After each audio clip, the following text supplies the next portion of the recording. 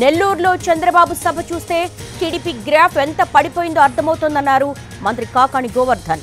చంద్రబాబు వల్లే టీడీపీ బలహీనపడిందన్నారు ఆయన. Red book లో చంద్రబాబు పేరునే లోకేష్ మొదటగా రాసుకోవాలన్నారు.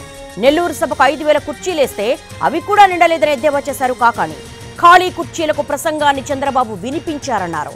వ్యవసాయ రంగంపై చర్చకు సిద్ధమా అంటూ ఎన్నిసార్లు సవాల్ చేసినా చంద్రబాబు స్పందించడం లేదన్నారు కాకాణి.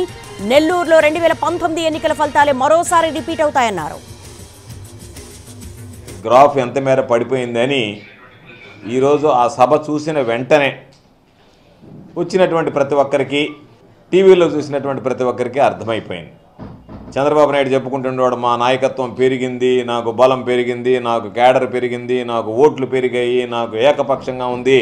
పాపం వాళ్ళ కొడుకైతే ఒక బుక్ ఒకటి తీసుకొని నేను ఆయన పేరు రాశా, ఈయన పేరు రాశా అని చెప్పి ముందు రాసుకోవాల్సింది తెలుగుదేశం పార్టీని సర్వనాశనం చేయడానికి కారకుడైనటువంటి చంద్రబాబు నాయుడు పేరు రాసుకోవాలి. రెడ్ బుక్లో లోకేష్ ముందు కొట్టాల్సింది చంద్రబాబు నాయుడు నేరుగా పోయి, ఆయన రేపు వచ్చిన తర్వాత కాదు, ఈరోజే రెడ్ బుక్లో ఫస్ట్ పేజీలో పెద్ద అక్షరాలతో రాసుకోవాల్సింది, తాటికైన అక్షరాలతో తెలుగుదేశం పార్టీని, రామారావు పెట్టినటువంటి తెలుగుదేశం పార్టీని చేజేతుల బంగాళాఖాతంలో కలిపినట్టు చంద్రబాబు నాయుడు గారి పేరు రాసుకుంటే బాగుంటుంది.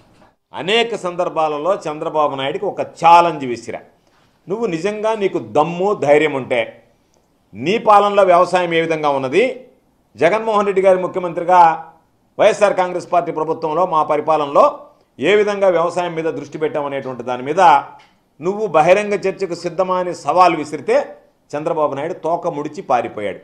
ఈ రోజుకి ఆ సవాల్ని స్వీకరించలేదు. 2 సార్లు ఛాలెంజ్ విసిరా, మరలా మీడియా సాక్షిగా నెల్లూరు జిల్లాలో మళ్ళీ వ్యవసాయ రంగాన్ని గురించి మాట్లాడావు కాబట్టి 3వసారి నీకు ఛాలెంజ్ విసురుతున్నా, నీకు దమ్ము ధైర్యం ఉంటే ప్రతి అంశం మీద, ప్రతి విషయం మీద వ్యవసాయానికి సంబంధించి కూలంకుషంగా చర్చించడానికి మేము సిద్ధంగా ఉన్నాం.